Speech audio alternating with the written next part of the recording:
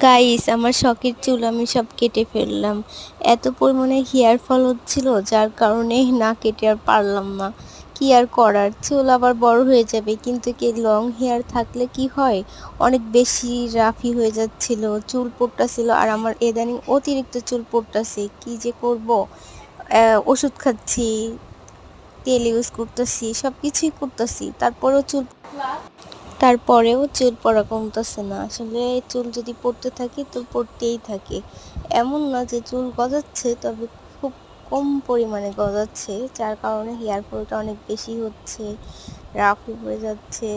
এর যার কারণে সব কিছু মিলাই চুলটা কেটেই ফেললাম। সো দেখো কিভাবে কাটলাম।